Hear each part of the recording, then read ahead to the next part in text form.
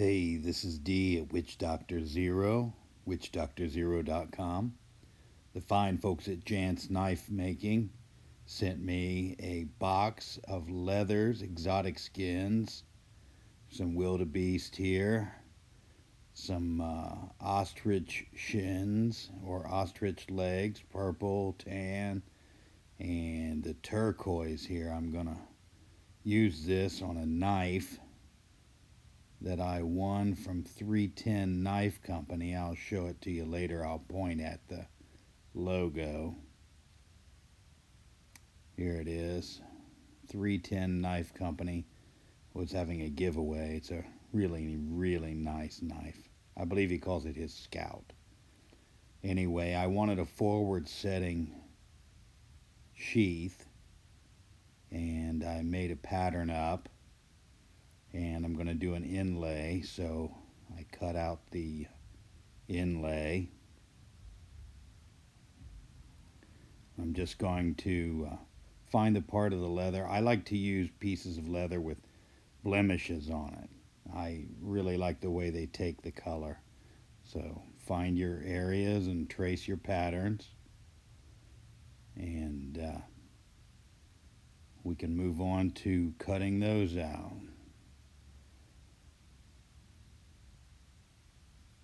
I got this really nice knife from Pain Leather and Tool. You can find them on Instagram also. You want to make sure you don't push too hard when you're using a round knife. It'll dig in. It's usually the sharpest knife in the house, and if you push too hard, it won't glide along.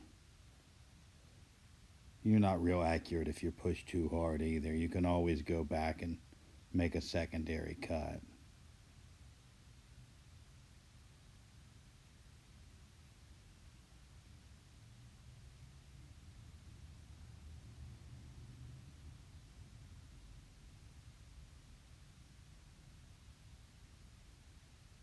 You can see here I'll roll the knife a little bit if it's not cooperating. But when you cut out for the inlay, don't push too hard. Always sharpen your knives before you start. Just take that extra couple minutes to give them a couple passes on the stone. Where I just pointed here, you don't want to cut all the way down to a point. You want to stop short. You want to cut away from a point, not into the point. I'll do it again here, see? And that way you don't get an overcut. You don't get things cut that you don't want cut.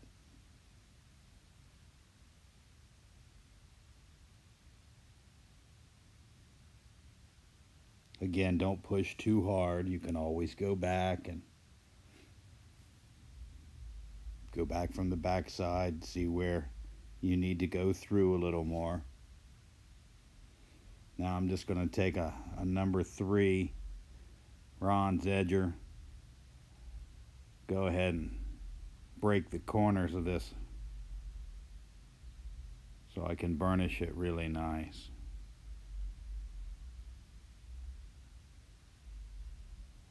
When you get to those tight corners, you see there, I take it up and kind of spin it and then pull the pieces off.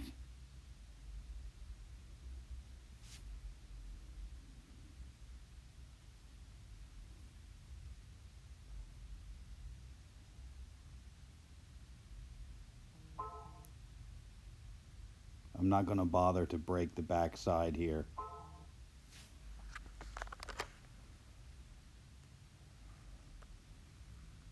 We're just going to glue it up.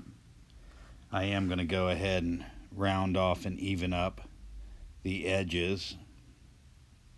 Get them pretty much the shape that I want them to be.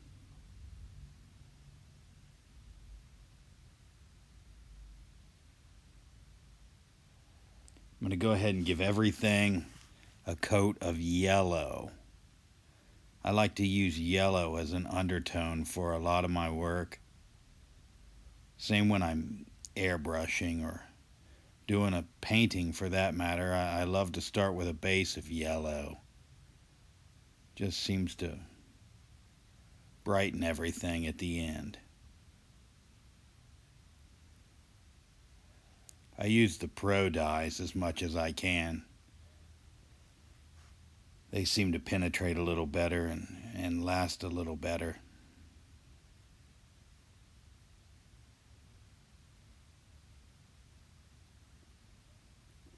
Make sure you dye all the sides of your of your leather.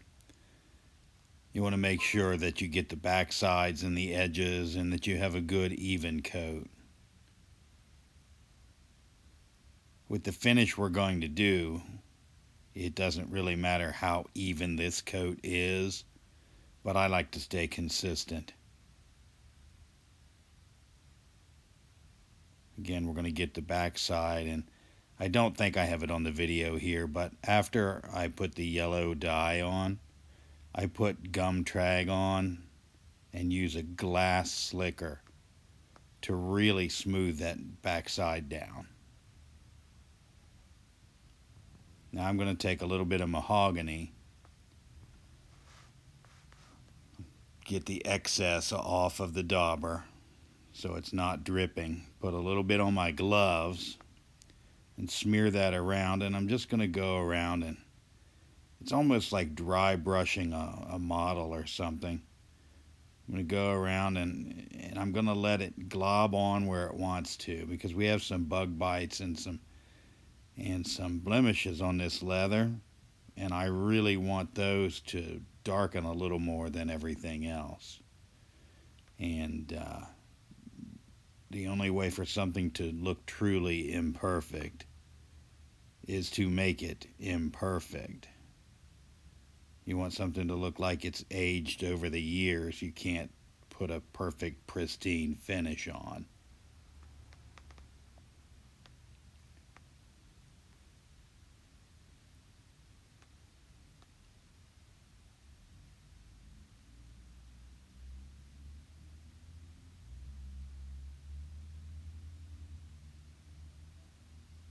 Now I'm going to take the yellow and I'm going to go back over everything with the yellow.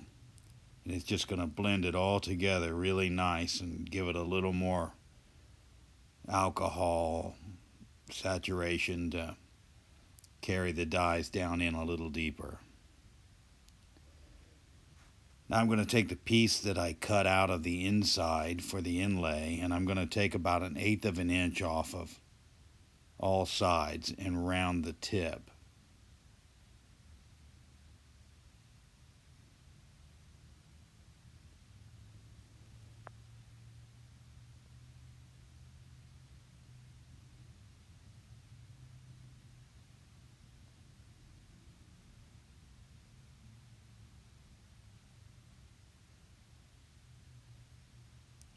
I do this so that the thickness of the leather we're using for the inlay will be able to fit through the hole. And now I'm going to go ahead and check and make sure it fits the way I want it to with the gap. And then we're going to edge the inside of the cutout for the inlay and darken the edges around the belt loop, because we're going to have to go ahead and slick that down and fold it over and finish it off, and we won't be able to get to it later.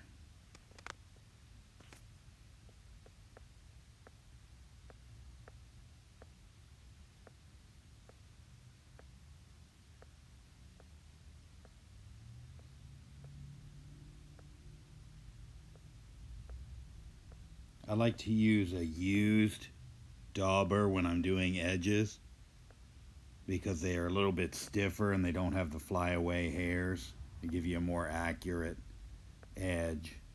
But now I'm going to go around and mess that up. I'm going to get just a little bit of dye off the dauber and go around and, yeah, mess up my nice edge I just put on. Again, There's only one way to get imperfection.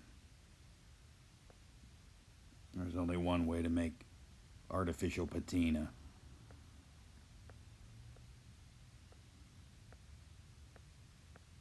Actually, there's not only one way to do it, but you have to do it, is the point.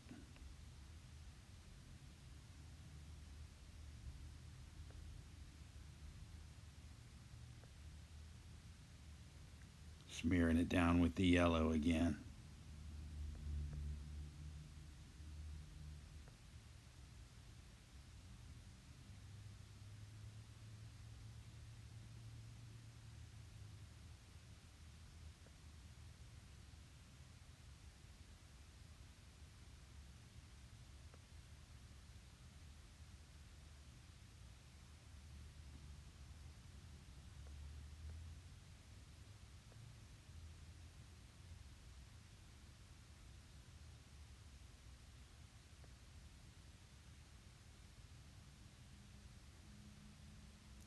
I'm using a 2000 grit wet or dry sandpaper.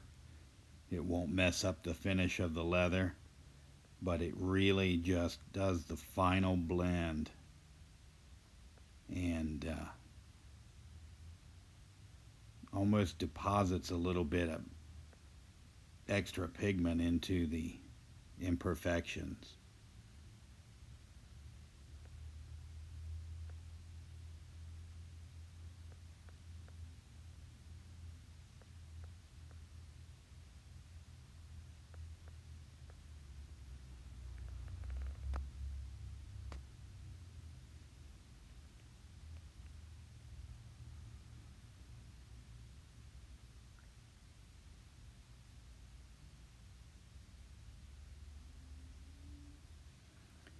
I'm going to go ahead and wet the edges with plain water and slick them down and slick the inside here.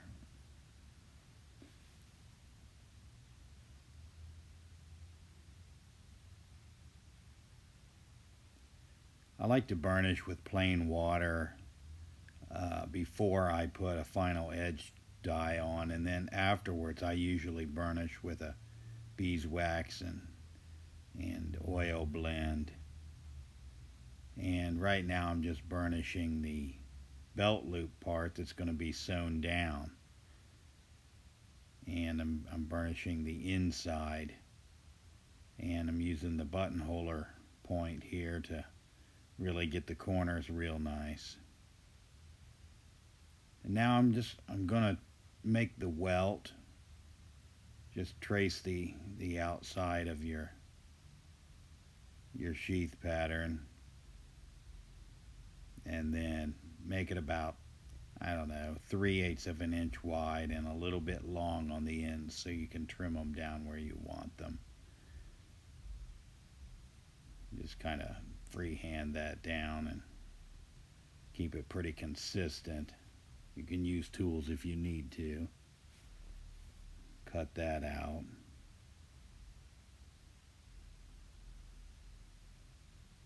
Make sure it lines up all right.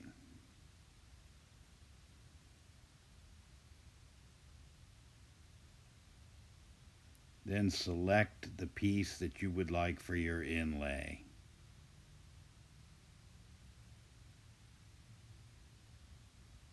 I love to use white Stabilo pencils. They write on anything and come off really easy.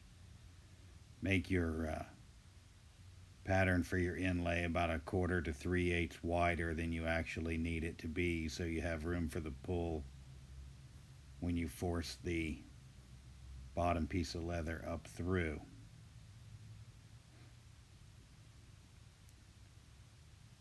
And go ahead and center it up here and make the tracing of where I'm going to push the inlay up.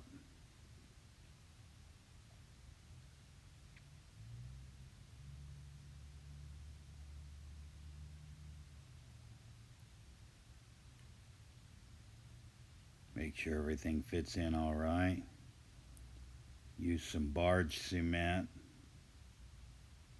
or whatever kind of contact cement you use. Make sure you go over the line a little bit, and also you're going to want to get the edges of your inlay piece.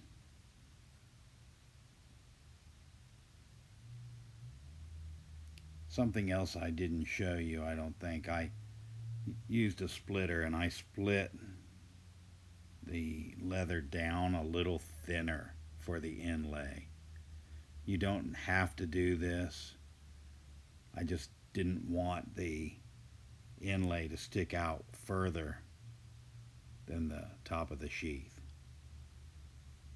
I didn't videotape the drying time on the cement, but you'll go around and pull your edges up and try to stick them to the side. At least get that bond and that stretch started. I'm going to use a heavy roller here. Stick everything down really good. Also get the edges nice and tight. Since the ostrich leg is pretty bony on these scales, the extra weight and roller help a lot.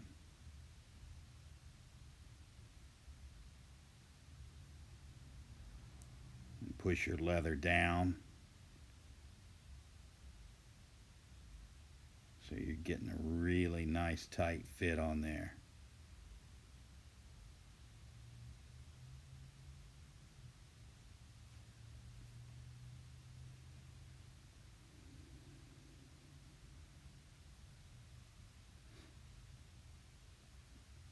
I was going to go ahead and make a white line on the inside, but I didn't need to. After I pressed that down, I could see exactly where the edge was breaking. You don't want to use too much glue.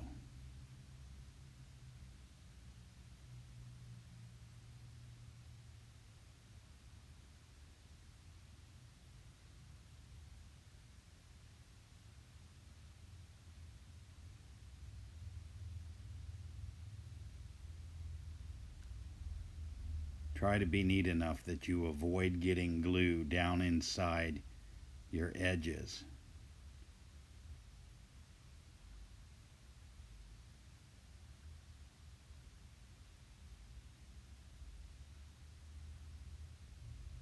You can see I got a little there.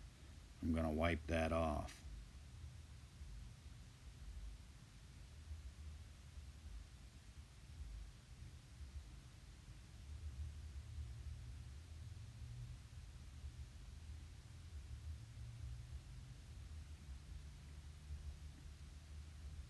Really press that down. Again, I didn't let you see the glue dry.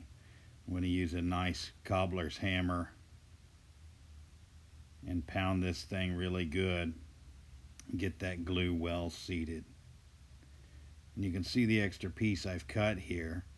I'm using an 8-ounce leather for most of the sheath, but this extra piece I've got cut here is a piece of 4 to 5 ounce leather.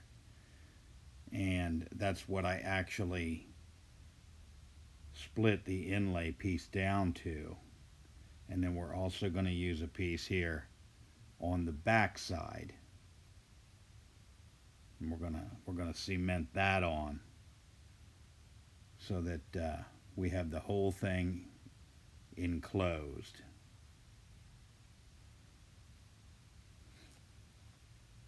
After we get that all cemented together, I'm going to pull some freehand lines here with a stitching groover. I've got about 3 or 4 stitching groovers, and they all have a specific purpose. This one's great for doing freehand drawing, and I have some that look more like dividers and some that look more like a pulling rake type design. There's all different kinds of tools. Just like with the razor blade, you don't want to go all the way down to the tip. You come into the point. This time we're coming into the point and out of the point. It Just a technique you're going to have to work on.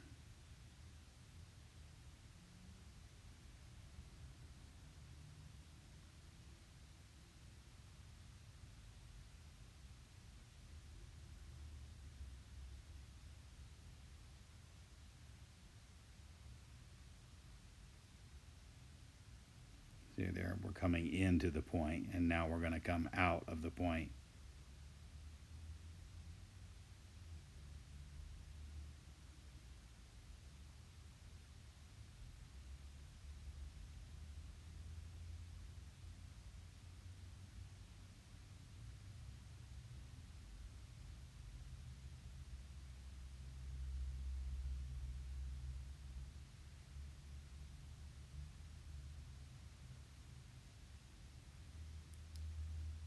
I'm going to go ahead and use small round, I think it's a 3.5 or 4 millimeter spacing prick punch. I like the small round ones when I'm doing work like this or on a watch band or something where I just don't want big needle holes.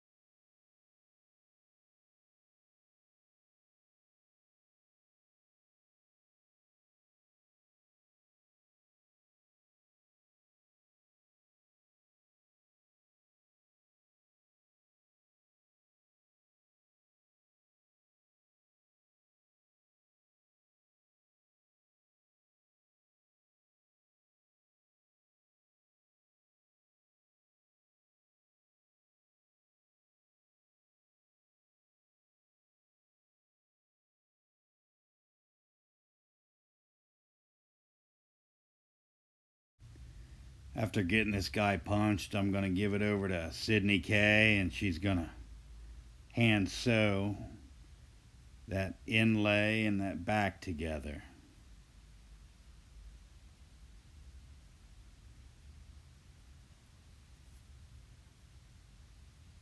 She pulls the thread to one side of the hole when she pushes the other one through. You can't really get both needles through the same hole when you're using the small round prick punch. Also, you'll notice that the holes look a little bigger. We use a round awl to chase those holes before we start sewing. There it is with the cork on it. It's so sharp. It's crazy. We keep that cork on it. We're always messing around with all these sharp knives and things. You'll see right here where she accidentally pushed the needle through the braided thread. So what she's going to do is just go back through the hole and back through the thread and correct that.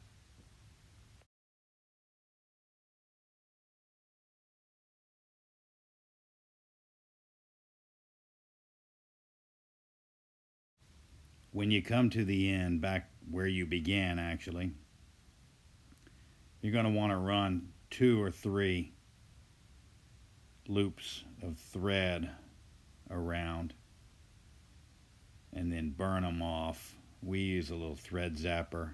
The holes get kind of tight, so you got to use some pliers there. And then this thread zapper burns these needles off really nice, or the threads off really nice, and you don't even have to flame them.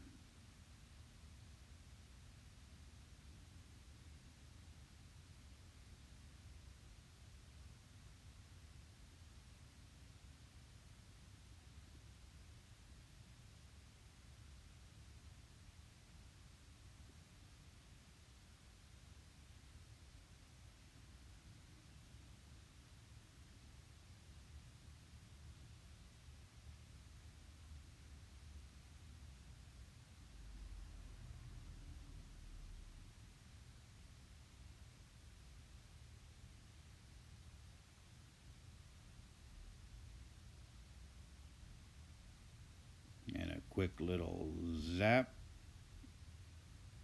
Burns it right off. And then back over to the table, to the glue table. And we're going to coat pretty thick on the back side of this welt. We'll coat that pretty thick. And that's going to make it easier to get it right where we want it on the back of the front of the sheath. We'll just kind of pick that up and set it down where we want it. And because we used a thick coat of glue, it's going to leave a nice piece of glue right where we want it. Then we let that air dry. Stick that together. And now I'm just kind of fitting where I want the back to be, where I want it to be sewn down. And we're going to have to do that before we glue the whole thing together.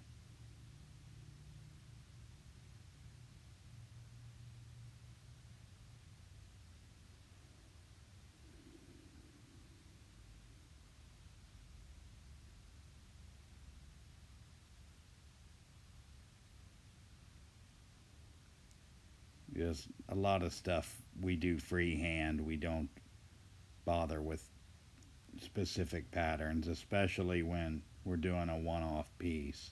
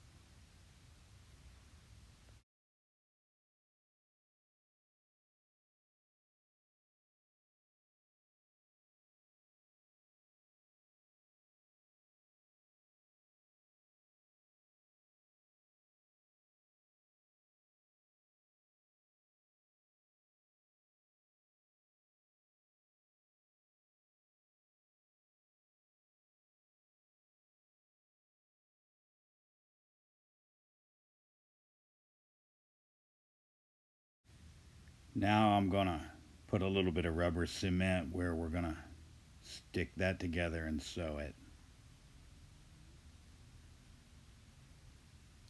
Again, like the welt, put it on heavy, flip it where you want it, let it dry, and you can stick it down. While that's drying, I'm going to go ahead and darken my edge up here. I've already sanded it and broken it. Cut off the welt even.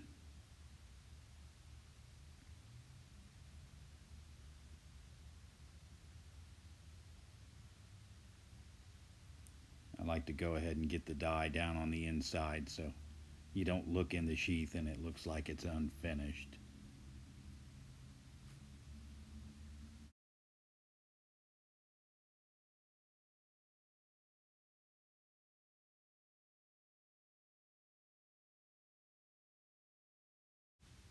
And back over to the burnishing wheel. I'm going to use some wax on this, give it a really nice finished top edge.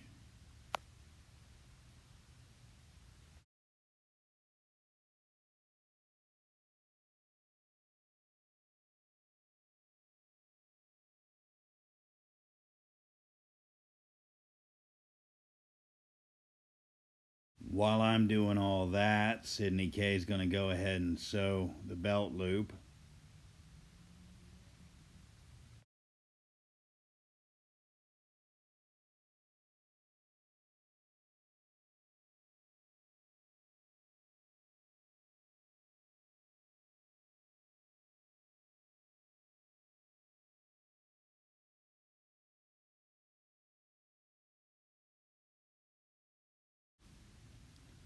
And now I will glue the whole thing together and hammer it with the shoe hammer. Really give it a good whack. You want everything to stick nice and tight. You can hammer down those back stitches.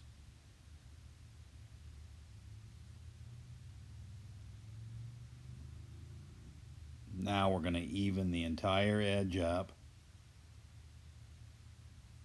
And any spots that may need filled in, I'm painting the edge black on this with an edge paint as opposed to an edge dye and a burnish. So we're going to leave a rough edge, but because I'm putting the paint on,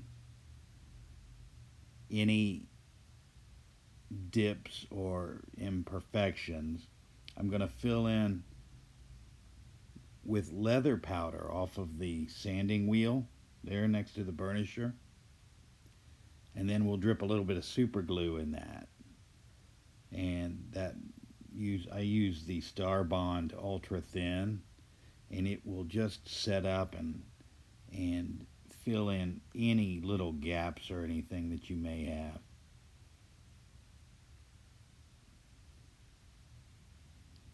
Next I'm going to break these edges here, and we're going to break the back down a little bit and start painting these edges.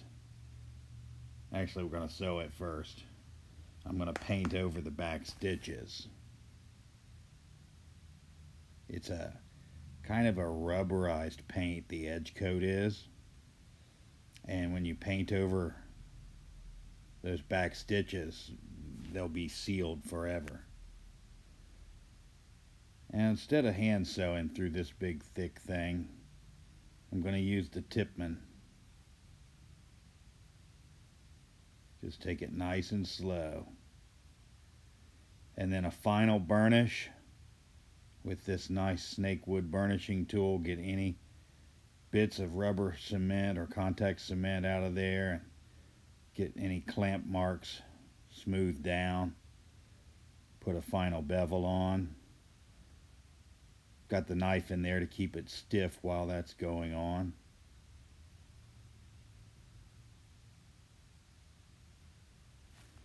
And this knife will fit in either way, whether you want a traditional draw or an ice pick draw. I designed a sheath to work either way. With the ice pick draw, the finger hole will be headed the opposite way.